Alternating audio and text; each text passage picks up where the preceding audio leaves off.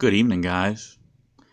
How many of you think that we have seen the last of Contempt of Cop arrests? Well, I'm here this evening to tell you we ain't even close to it. So, what I'm bringing you is some gentlemen, and as usual, I will post links to the video in the description. I will also post the contact information because, trust me, you're going to want it. So we have some gentlemen that are at a government contractor facility, and the security guard comes out and he asks them if they are conducting a First Amendment audit. They say, yes, we're conducting a First Amendment audit.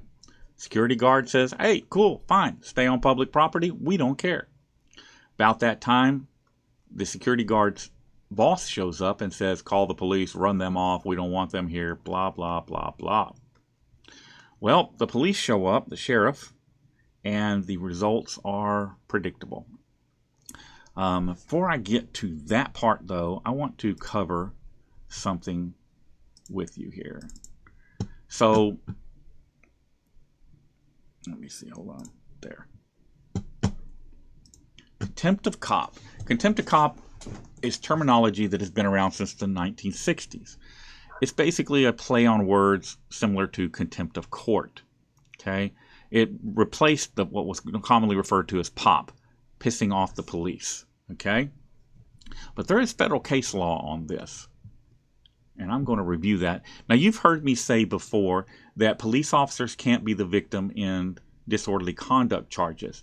If you're cussing at a cop, it's basically First Amendment protected activity. So you can go to Google and Google Contempt of Cop, and you'll find the Wikipedia page, all right, which is what I'm going to use here. And there are links to the specific cases if you want to go and read them all, you know. But these are just a brief synopsis, because the gentleman that you're going to see get arrested is getting arrested for using profanity in the presence of a police officer. Okay? Disorderly conduct via language. All right, so several federal court decisions have found that expressing contempt for police officers is protected speech under the First Amendment. In City of Houston versus Hill from 1987, the Supreme Court ruled that the First Amendment protects a significant amount of verbal criticism and challenge directed at police officers. In Swartz versus Insagna in 2013, the Court of Appeals for the Second Circuit ruled that extending the middle finger at an officer is not grounds to stop or arrest an individual. Now, individual state laws that do not directly pertain to police officers, such as statutes for disorderly conduct and cursing and abuse, can legally be used in such an arrest if you were to cuss at a person, an individual other than the police officer. Here's a recent one. How about that? March of 2019. The Federal Court of Appeals for the Sixth Circuit ruled in favor of a woman who filed suit against a police officer who increased the severity of a traffic ticket after she extended her middle finger at him upon receiving the original ticket. In June 2019, the Federal Court of Appeals for the Eighth Circuit ruled in favor of a man who filed suit against police officers who arrested him for shouting a derogatory obscenity at him.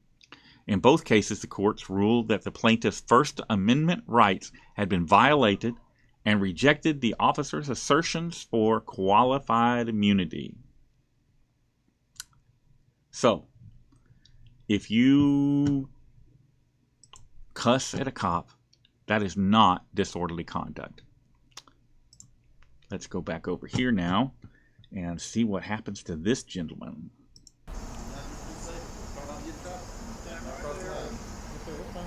Yeah. I suggest please don't bark at people who are doing nothing wrong and tell them to get off public land. What's your badge number and name? Duty 9978. Same here. We're out of here, sir. What's your name and badge number? Listen, you do have to answer me because you're my servant, brother. No, you're not. You're my servant. You work for me. Who are you?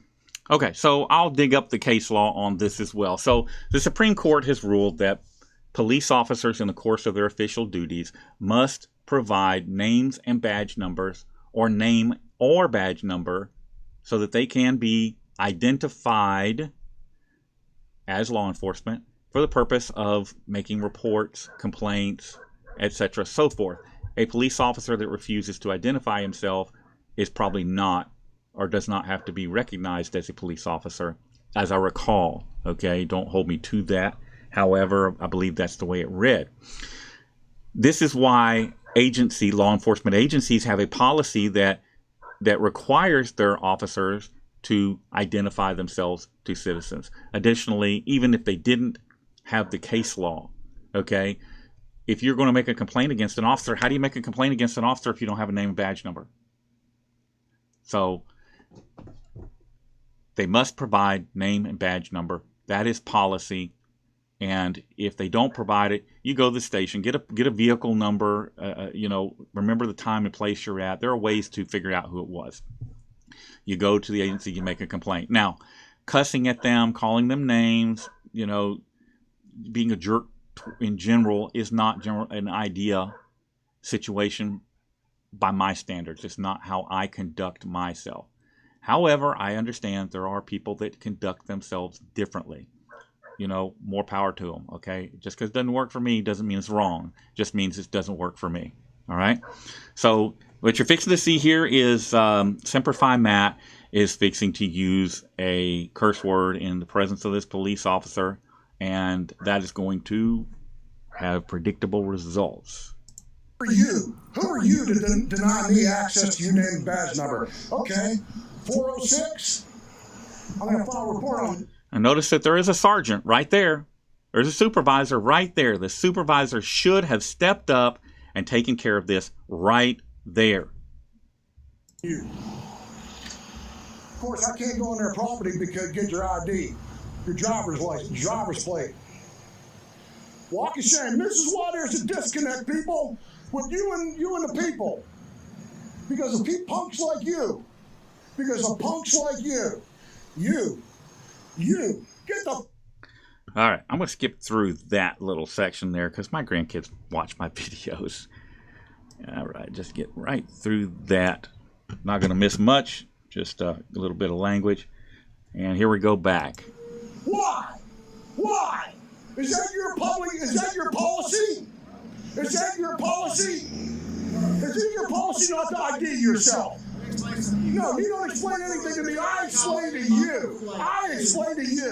If you don't calm down, it's not. No, I don't have to calm down. I live in a free country. Alright, you're For what? disorderly conduct, abuse of language. Abuse of language and disorderly conduct.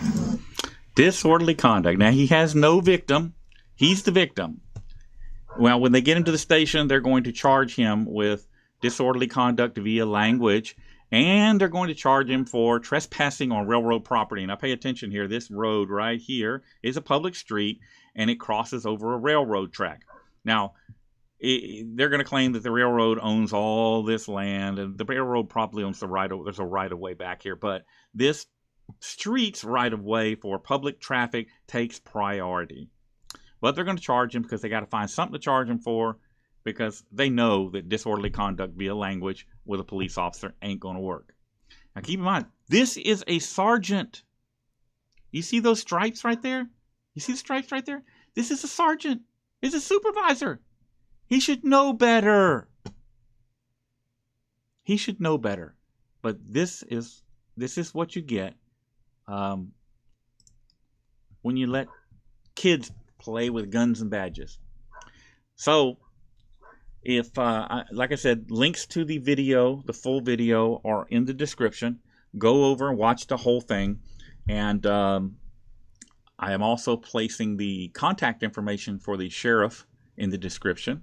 I've already called and expressed my concerns to the sheriff about this. And I hope that you will as well, because this is the disconnect right here. Right here. Police get their feelings hurt, and rather than go on about their business, which is what they'll tell you to do if somebody cusses at you or what, don't have a thick skin. Be a man. Go on about your business. But they don't want to do it.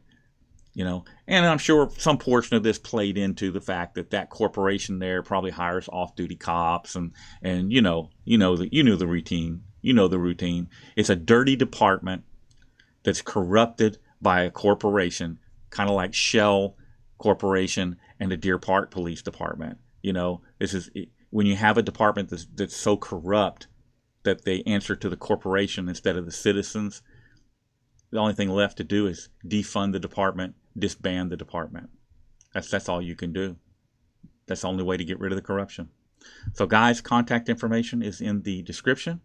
I urge you to reach out to the sheriff and let her know that we, the people, are done putting up with these contempt of cop arrests and that we want some accountability. Y'all have a good night, and thanks for watching.